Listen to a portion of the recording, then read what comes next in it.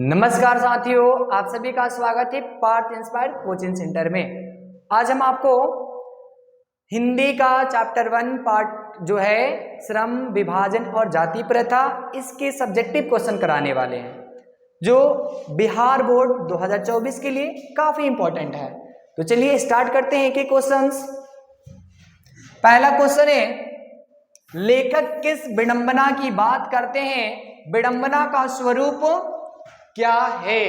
यानी अब इससे पहले दोस्तों हम इसका समरी का एक वीडियो अपलोड कर दिए, 2 वीडियो अपलोड कर दिए हैं। अगर आप उसे नहीं देखे हैं तो उसे जरूर देख लीजिएगा, पूरे प्लेलिस्ट बना हुआ है हिंदी का।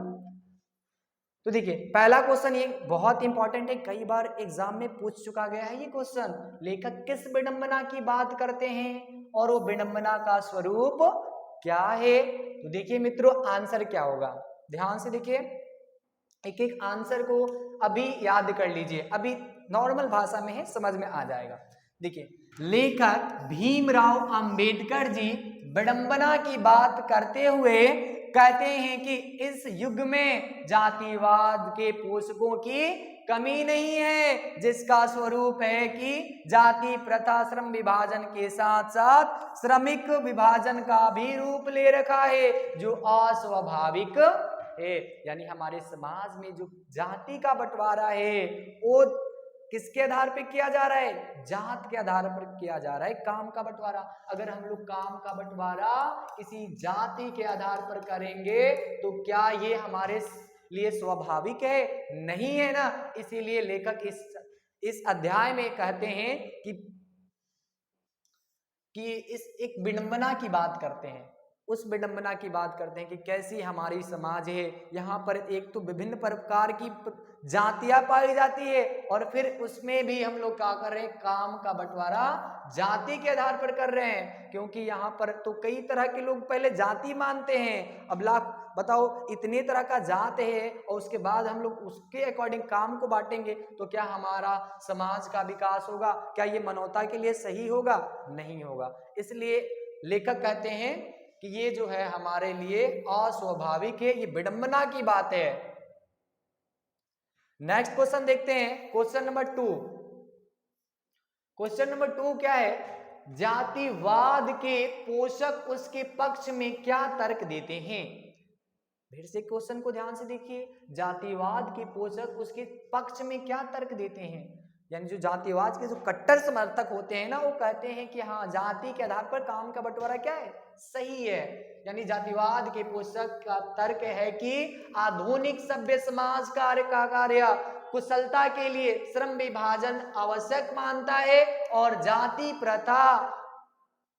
प्रथा श्रम विभाजन का ही रूप है, इसलिए इसमें कोई बुराई नहीं है। यानी जो कट्टर जातिवाद होते हैं ना, वो उनके लिए श्रम विभाजन जाति प्रथा के आधार पर हो वही उनके लिए सही होता है, ऐसा लेखक का मानना है।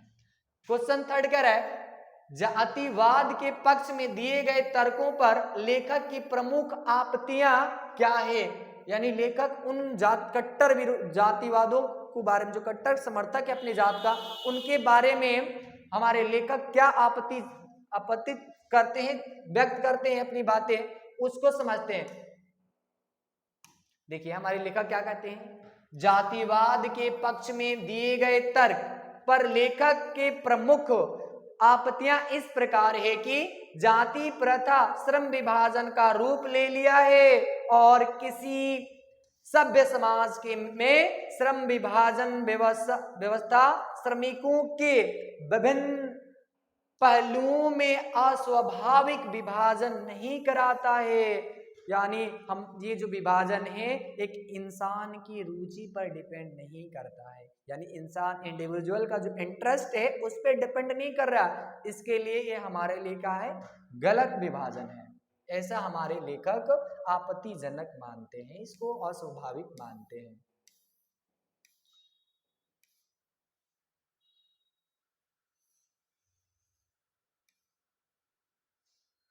नेक्स्ट क्वेश्चन 3 देखिए, क्वेश्चन क्या है? क्वेश्चन 3 है कि जाति भारतीय समाज में श्रम विभाजन का स्वाभाविक रूप क्यों नहीं कही जा सकती है? यानी जाति जो है भारतीय समाज के लिए, जाति जो यानी कास्ट, जाति के आधार पर भारत को हम लोग कामों को नहीं बांट सकते हैं। क्यों? क्योंकि भारत में देखिए क्या बहुत सारे समाज के लोग रहते हैं। भारतीय समाज में जातिवाद के आधार पर श्रम विभाजन अस्वाभाविक है, क्योंकि जातिगत श्रम विभाजन श्रमिकों की रुचि अथवा कार्यकुशलता के आधार पर नहीं होता है, बल्कि माता के गर्भ में ही श्रम विभाजन कर दिया जाता है। यानी जिस गर्भ में, माँ के जिस गर्भ में वो बच्चा पल रहा है ना, उसके उसी दिन से डिसाइड हो गया कि अगला बच्चा ही क्या करने वाला है ना। उसके इंटरेस्ट के बारे में कुछ भी चीज नहीं जानेंगे, उसको क्या नॉलेज है, उसकी कुशलता है कि नहीं उस फील्ड में, ये सारे चीज नहीं देखा जाता है और उसको जाति के आधार पर उसको काम करने के लिए प्रेरित कर दिया जाता है, जो कि विवशता और रुचिपूर्ण तरीके से करने का कारण गरीबी और अक्रम व्यक्ता को बढ़ाने वाला है।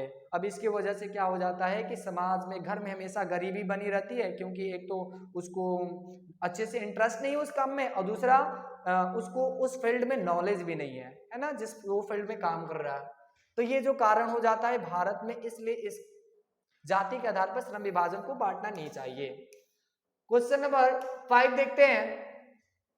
जाति प्रथा भारत में बेरोजगारी का एक प्रमुख और प्रत्यक्ष कारण है, कैसे बनी हुई है?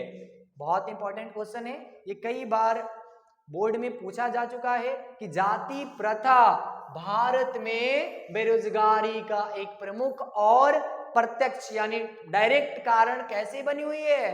तो देखिए, जाति प्रथा भारत में बेरोजगारी का एक प्रमुख और प्रत्यक्ष कारण है, क्योंकि भारतीय समाज में श्रम विभाजन का आधार जाति है। क्योंकि हमारे समाज में काम का बंटवारा किसके आधार पर हो रहा है?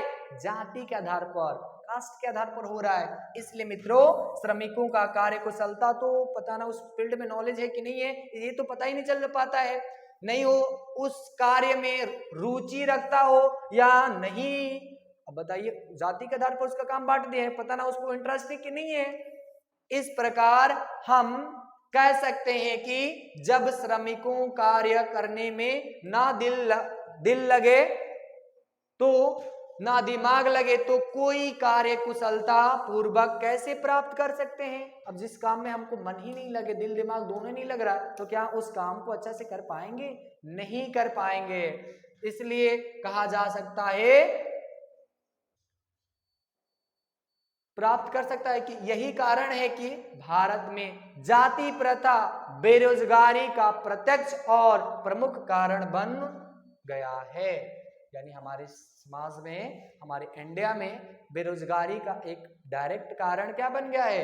जाति श्रम विभाजन, यानी किस काम का जो बंटवारा है ये बन गया है। ये बेरोजगारी का एक बहुत बड़ा रोल निभा रहा है। नेक्स्ट क्वेश्चन नंबर 6 क्या है, ध्यान से समझिए। लेखक आज के उद्योगों में गरीबी और उत्पीड़न से भी बड़ी समस्या किसे मानते हैं और क्यों?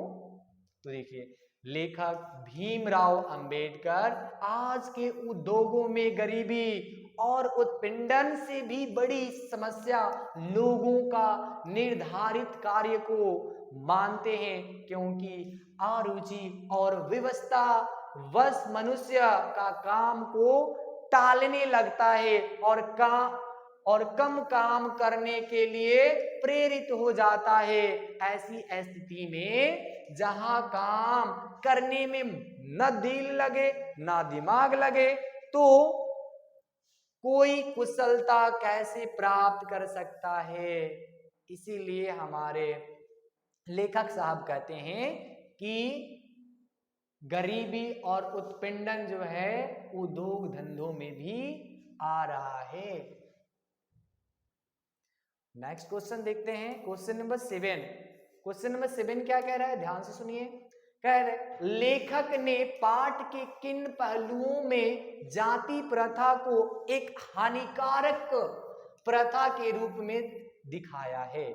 तो लेखक जी क्या दिखाए हैं, ध्यान से सुनिए, आंसर होगा लेखक ने पाठ के विभिन्न पहलुओं में जाति प्रथा को एक हानिकारक प्रथा के रूप में दिखाया है, जो इस प्रकार है: अस्वाभाविक श्रम विभाजन, बढ़ती बेरोजगारी, अरुचि और व्यवस्था में श्रम का चुनाव, गतिशील एवं आदर्श समाज तथा वास्तविक लोकतंत्र का स्वरूप आदि जो है ये हानिकारक तथ्य बन जाते हैं हमारे समाज के लिए। इसलिए मित्रों ये जरूरी है कि किसी भी समाज, सभ्य समाज में जाति के आधार पर काम का बंटवारा नहीं करना चाहिए। क्वेश्चन नंबर 8 देखते हैं। क्वेश्चन नंबर 8 का आंसर बहुत ही अच्छा दीजिएगा, क्योंकि ये कई बार आ गया है, इसे भी वीवीआई समझिएगा, ठीक है, वीवीआई नोट कर लीजिएगा। सच्चे लोकतंत्र की स्थापना के लिए लेखक ने किन विशेषताओं का आवश्यक माना है? तो देखिए, सच्चे लोकतंत्र की स्थापना के लिए लेखक उनके विशेषताओं को आवश्यक माना है। बहुविध हितों में सबका भाग समान होना चाहिए, यानी हर चीज में, हर मतलब कोई भी डिसीजन लेने में हर इंसान को समान होना चाहिए, सबको उनकी रक्षा के प्रति सजग होनी चाहिए। तात्पर्य है कि हमें समाज में दूध और पानी के मिश्रण की तरह भाईचारों की भावना होनी चाहिए और हमें साथियों के प्रति श्रद्धा और सम्मान होना चाहिए। ये हमारे लेखक कहते हैं कि हमें लोकतंत्र में इन चीजों की स्थापना करना चाहिए, इनकी विशेषताएं मानते हैं लेखक साहब, यानी बाबा साहब। क्वेश्चन नंबर 9 है,